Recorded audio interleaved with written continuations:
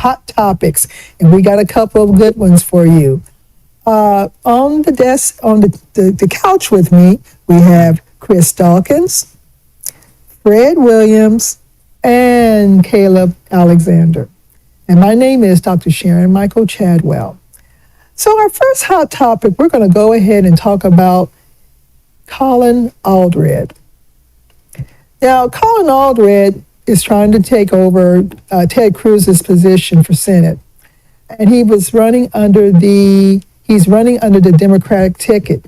But the issue that I think all of us are having right now is that now he's saying that he is also going against the Biden-Harris border policy that they have going on right now. So it sounds like he's using that excuse as a means of trying to take votes from Ted Cruz. What are your thoughts? Well, let's put it a little stronger. He said, I joined the Republicans in condemning Biden's border policy. That's pretty strong. And he said he's joining the Republicans. Well, hell, man, then get out of the Democratic Party and become a Republican. Don't hitchhike on us and sound like a Republican. And the other thing is, is he just taking us for granted? And I had problems with the guy because I don't know if he has even reached out to black people at all. You see all his commercials, he's with these white folks, these farmers and all these other people with guns and stuff. And so is he just assuming we're going to vote for him? It's like he thinks we're trapped. His people think we're trapped because we want to keep the Senate Democrat. And if we can get him to be, and we're not going to vote for Cruz. But I think he be careful there. So you think he's riding a Democratic ticket as and maybe Republican on the back he's end? a Henry Quayle. or Manchin. Manchin. Joe Manchin. Mm-hmm. I don't know. But he is not appealing to us at all. Now, if I'm wrong, somebody straighten me out. Well, let me just say this. Okay, go ahead, Chris. I was just going to say that yesterday I got a call from somebody who's doing some phone banking. Phone banking said that they wanted to vote. They were asking, the caller was asking, they want all people to vote Democratic down the ticket. They said, we can vote Democratic down the ticket, but we can't vote for Kamala Harris. So their question was, why can't you vote for Kamala Harris? And their reasoning was, she's weak on the border. She and Biden are weak on the border. So where was the call from? Huh? From Democrats calling you? Yeah. Really? Yeah. Say that again so everybody can hear that. About Kamala not voting for or voting for. They were saying they could not vote for her. Okay, they could vote down ballot for all the Democrats, but they couldn't vote for Kamala because she and Biden were weak on policy. I mean, weak on the border issue. Now, from my standpoint, I'm believing since Biden has done whatever he did with the border, you've had zilch coming through. Okay, nobody is really coming through the border at this particular time. When I say zilch, I'm really the numbers are way down. Yeah, the numbers are way down. Okay, so but nobody knows this, and they're going based on what Trump has said. I'm wondering if Allred is the same thing. See, what a lot of people forget is that they had a bipartisan bill that Trump killed. Right. But Trump used it. He called in, was it Mike Johnson, to kill the bill because it would make his campaign look better. Right. Well, his campaign looks better now anyway. He didn't want to give Biden a victory on the border. Right. He wanted to use it as a campaign issue. But what I'm saying is that no, you're right. And so a couple of things about that. So one, Allred not spending precious campaign funds targeting black voters or targeting major Democratic cities and primarily campaigning in rural areas and pictures with farmers and the white kids and all that. So I kind of liken this to Kamala campaigning in California. Why would she spend resources campaigning in California? Why would Trump spend resources campaigning in Texas. And so Why would Trump? Why would Trump spend resources? He wouldn't. And so again, it's the same thing. Why would Kamala spend resources campaigning in California? And so you have a certain segment you have precious and limited campaign resources. I don't think that it's him ignoring the major cities or ignoring the Democratic bastions or the black people, but maybe it's targeting, wise targeting of his campaign dollars. And so in a state like Texas, okay, he's not going to win with all Democratic voters. He's going to have to pull in Republican voters. He's going to have to pull those voters away from Cruz. I just view it as a wise campaign tactic. You know what I mean? And so, it's attack the border, because that's what they're targeting. That's a big issue in the state of Texas. It's a big issue along the border. So why not take that off the table by just eliminating that as an issue? I don't agree with the Democratic policy on the border. I think it should be a stronger policy. And so here's the deal. Biden is never going to run for office again, ever in life. And so if you want to attack Biden on the border, it doesn't matter, because it's not going to have an impact on Biden. Mm-hmm. It's not going to have an impact on him running for office again. It's not going to have an impact on his legacy. It doesn't affect him at all.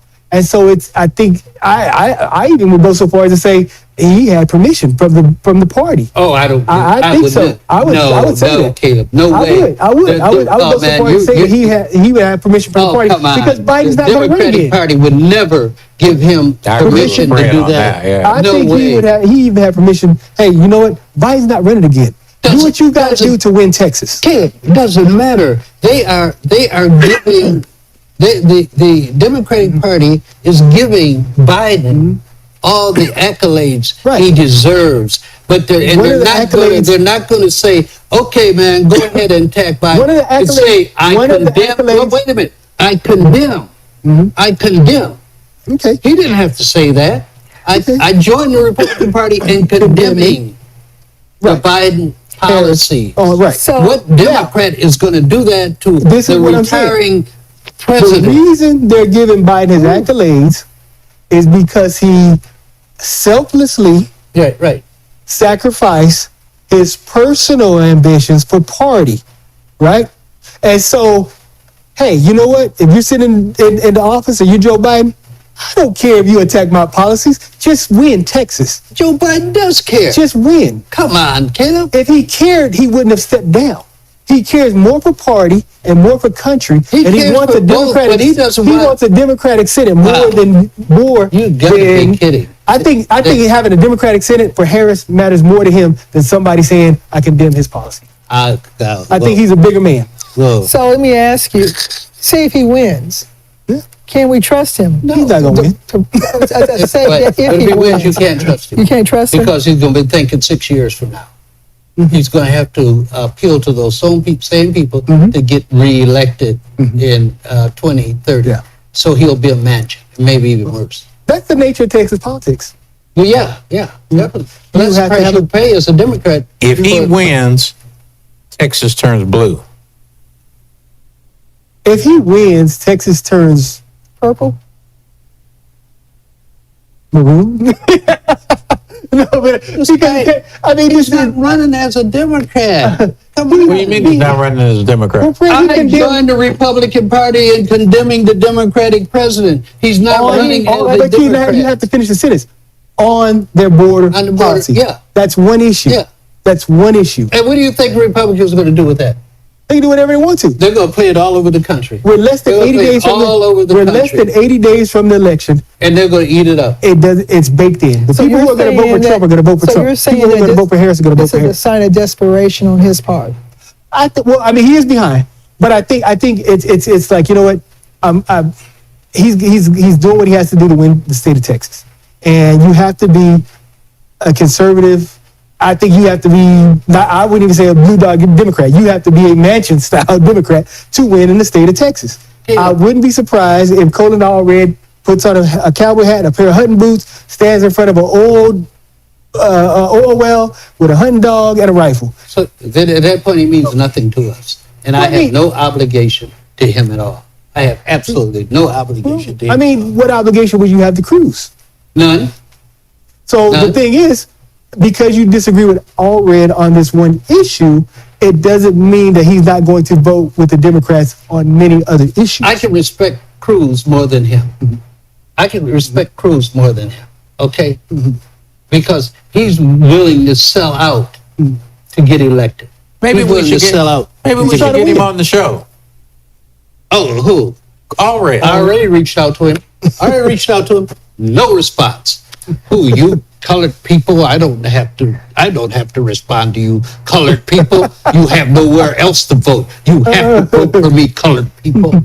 After all, Well- I'm colored also. I wonder if the people in California feel that way about Harris not campaigning in California. Harris is going to campaign in California. She doesn't need to. She's not spending any money on ads in California. She's going to show that much respect, which Allred won't do for us. Okay. So, Chris, Yes, do ma'am. you want to add anything on to else to this comment? No, Really? You really. don't have anything else to say? Nothing to say. I'm halfway between Caleb and Fred. I believe what Caleb is saying, these are some things that he may have to do if he wants to get reelected in the state of Texas. However, I do believe, in answer to your question, you are going to probably be able to count on him in the future, especially when I see pictures of him with Nancy Pelosi now. So I think that if he becomes senator and he goes over and crosses into the Senate chambers, then Schumer is going to whip him into line. Then he won't get reelected.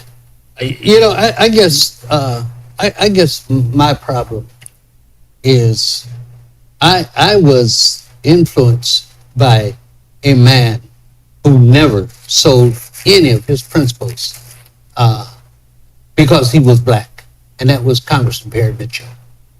Perry could have elevated. He could have become like a majority whip. He may have even become a majority leader, but he wouldn't play. He never voted for a defense bill because he felt that money should be going into the communities to build a community. He had Rondell's. These are the kind of guys I was around, and that's my influence. So when you all sit here and say, well, this guy has to do whatever he has to do to get elected, I wasn't influenced with that kind of thinking. So I'm sorry, I can't get there with you. No, and it's a great luxury to have, to be uncompromising and to not be able to not have to compromise your ideas or principles, and it's a wonderful luxury to have. And if you're in a safe congressional district, you can have those principles and ideas and be uncompromising in a safe congressional district. But you can't be a politician and don't compromise. So, but no, I mean it's. I'm telling you, I worked with one who didn't compromise. Different era. No, didn't I just admit that? Yeah, you did. I didn't You say did. it wasn't a different era. You did say that. But it doesn't mean I'm going to go along because this is a new era. I'm getting pretty fed up with this whole idea that our era is gone and we have to adjust it. Hell no, I ain't adjusting it. What? That's what we. What? You ain't going down easy. I'm not going down easy. You That's what- forget that. That's what we love about you, because you are the moral foundation, and we need you to maintain that. You know what I mean? So with that being said, let's move on to our next hot topic. Okay. During a joint rally session this week, President Biden and Vice President Harris announced that they signed into bill the Inflation Reduction Bill. And the purpose of the bill was to give Medicare, who has a lot of people on the books, to leverage their powers to reduce prescription costs. And I want to give them a plug because I'm looking at this list, and I was just really amazed at the current cost of pills to what is going to be as of 2026. And the whole intention is to get the prescription costs for life-saving drugs down for seniors. And one of her campaign goals is to reduce prescription costs for everyone in the future. So I'm diabetic and type 2. And, all that's important, because the cost between type 2 and type 1 is extremely different. So I'm type 2 diabetic. My metformin is free, okay? But Now or in the future? no, it's free. Now. Right now. Okay. But it looks like those persons who need these type of drugs, I was just blown away. I had heard that the cost was high, but I'm just completely blown away. So Januvia, for one, for diabetes, the current cost per month for a 30-day supply of those pills is $527. Wow. In 2026, it will be $113 per month. Still high, Big significant. but a significant drop. Another one, Farxiga. Okay, that's for people with diabetes, heart failure, chronic kidney disease. Okay, these people are paying $556 per month for a 30-day supply. This is all 30-day supplies, but in 2026, it'll be $178.50.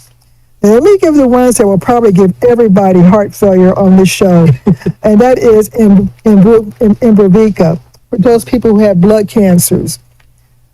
I don't know how they're doing it. But they're paying $14,000 currently, Whoa. $934 a month, and in 2026 it'll be down to $9,319. All the undertaker from me. No kidding. And then those people who had Stelara, and that prescription is those people with, I guess, extreme psoriasis, arthritis, Crohn's disease, and ulcerative colitis. They're currently paying right now $13,836, but in 2026 it will be down to $4,695 per month. Who pays that? They don't. They die. And so, here's the other one, Novolog, and this is for people with diabetes again. They're currently paying $495 a month, but in 2026 it'll be $119. Now these, I didn't call out all of the 10 drugs that they're going for, but they are pushing to end the price gouging on drugs. And How can they do that? and then the other piece is that they're going to ask them for 10 more, and they're going to keep going until they can get the price down for all the drugs. So, Is Ozempic on there? huh? Ozempic. Same way the VA's been doing it Not for yet. years. How can the government prevent private pharmaceutical companies from charging in a capitalist system whatever they want? Well, the same pill.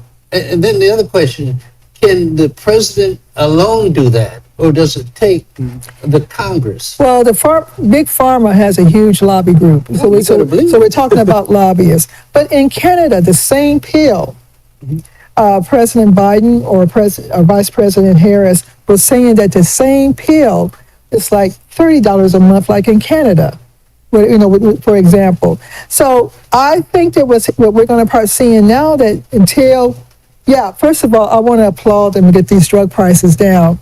And still, some of the more expensive drugs, $5,000 and $4,300 a month is still high. But you want to see? I'm still stuck on. You want to applaud them for getting them down? How are they getting them down?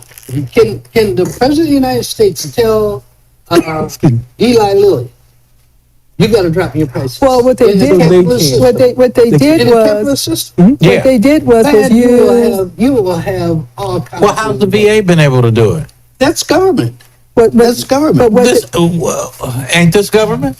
What we have to keep in mind is that Medicare has never been able to leverage their powers Correct. to start negotiating the reduction of costs of prescriptions. Does that take an act of Congress? No.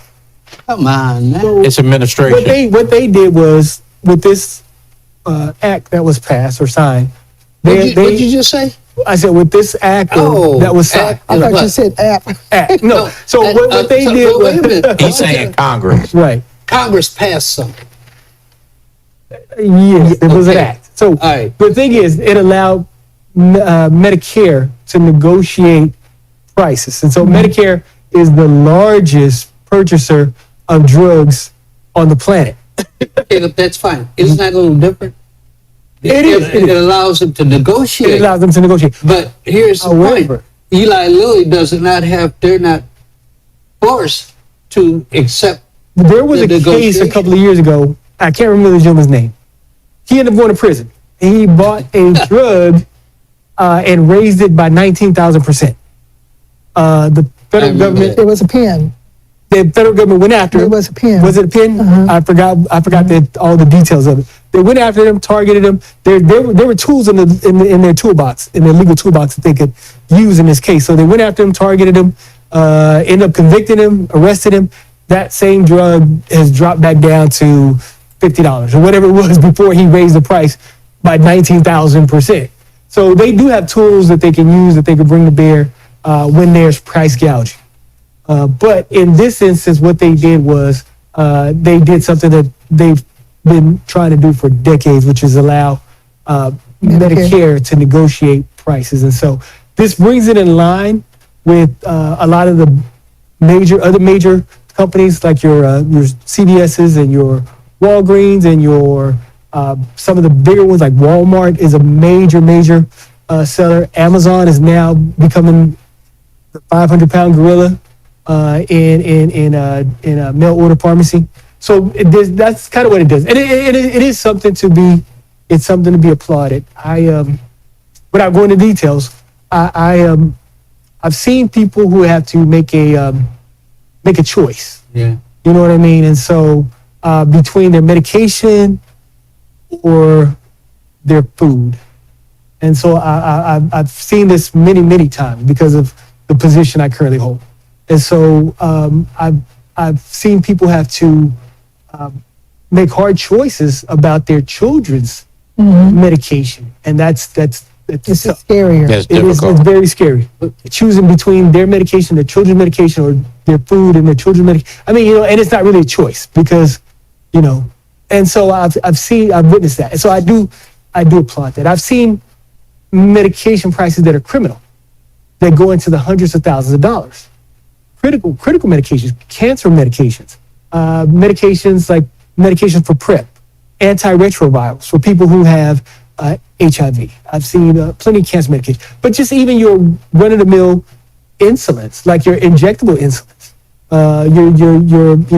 I know Doc had mentioned Humalog, but other stuff like Ozempic, stuff like Tresiba, stuff like your Manjaro and your, it's so many of them, like even your Lantus. And so just stuff that people definitely need to survive daily. A lot of prices out there have been criminal. But my point is, and I think you see, and we'll see how it works out. Trump, because of that, Trump is now calling Kamala communist. Communist. Right. Because if there's one thing, unless the American people have changed, they do not want is price control. Because when you do price control, communist, Right. or even though it's not communist, Right. more socialism than communist, but he's Right. going all the way over. Right. They're doing this, they're communists, Right. and he's already started to make that. Let's see how that Because sticks. because he's for the big companies to make money. Yeah, absolutely. Yeah. But see, and at the same time, you see a lot of wheelchairs in Appalachia headed to the diabetes clinic. But You they'll see- vote for Trump. That's in some cases. And so the thing is, when you see this line of diabetics with the amputees and they're rolling through Walmart in the wheelchairs and they're trying to get to the pharmacy and get their insulin, you know what I mean? I think it's real. It's real. It becomes real when grandma needs her insulin. But Caleb, that goes to our show last week. White people don't always vote in their best interest. Yeah, that is very true. You know, they will. very They will. If you say communist or socialist, those policies may benefit them, but those two are the words. Boom. You can't. Well, I think and that might be the problem with the Democrats because they need to understand when grandma is in a wheelchair and need her insulin, you want those prescription drug costs to be lower. You know what I mean? You want especially grandma if to the get family, especially yeah. if the family has to figure out how to buy it. Exactly. So Democrats need to do a better job of explaining. This is what it is. You know, this pharmaceutical executive doesn't need another yacht. He doesn't need another plane. He doesn't need any more bonuses. Grandma needs her insulin. You want to do in America with Mao Zedong had to do in China. I think the Democrats need to do a better job of explaining. But you got to start with this love of capitalism, and anything that goes against capitalism, the American people are not going to support it. All you got to do is say is socialism, right? But and that kills it. And again, though, I think the onus is on the Democrats explaining what socialism is, what capitalism is. Does grandma get a Social Security check every month? Oh, yeah, well, grandma's a commie or grandma's a socialist. You know what I mean? Do you get your food stamps every month? Yeah. Well, then guess what? You're a socialist. Is your child care paid Then all of a for? sudden they won't want it. Then all of a sudden they You don't won't think they're gonna want that child care? Child care is about $1,000 a child, $600, $800 a child for daycare. So I mean, or you think they're gonna turn down that $700, $800 worth of food stamps, or Nope. or what? Right? They're paying you $1,200 for housing. You know what I mean? Do you think they're gonna turn down the housing? Well, all I know is this. You're brainwashed from childhood that capitalism is good and communism is bad. It has to be a whole mind Right. changing thing with most of the people out here to get to where you want to go. I think What I was saying is, with Amazon getting their, getting into the prescription drug delivery and having, lessons learned from the pandemic, the lockdown, when mothers couldn't get baby formula, they were bypassing the United States through Amazon and pulling in formula in from Canada. I see the same thing with this prescription bill, this Inflation Reduction Act. Yeah, I applaud it, but I also know that per President Biden and Vice President Harris, that same pill is cheaper in Canada or even Mexico. So I see people bypassing the United States to get what they need at a lower rate. Do we have anything else we want to say before we? Again, like I said, I just think the onus is on the Democrats in explaining that the system that we currently live under is not a purely capitalistic system. You have Medicaid, Medicare, Social Security, housing, food stamps, any of that. You know what I mean? And so if you on Obamacare, if your health care is subsidized or paid for, and so I just think that people need to understand that the system that we currently live under, there's not a single European country that is not a socialist democratic country. And so we've been, people have scared you, but at the same time, the European countries that you love and want to emulate, Italy and Germany and France and Spain and the UK are all socialist countries. And so I think it's a horrible education system in the United States. People not understanding what socialism is, and the Democrats doing a better job of explaining exactly what this means, and that you've always had, all the way back as far as Social Security, you've always lived under that kind of system. Okay. You want to say one more thing? Yeah, I do. I just want to talk about our one of our products that we have, and suggest that people support our family of products from Avista Products. This is the new issue of the Black Life Texas, and if you can't pick it up at your newsstand or can't pick it up at your local HEB or gyms, then go to blacklifetexas.com and order it and be a subscriber to it. This really helps us tremendously, and the articles are great. Fred is, matter of fact, all of us here are writers on and in this particular publication, but I can't impress upon you enough to go out and get this paper. Okay. Well, with that being said, we want to thank you for listening to our show about Colin Allred and the Inflation Reduction Act. We talked about it in general, but our whole premise behind Contemporary Black Voices is to talk about issues impacting the Black community. And as we always say, we're telling our stories our way.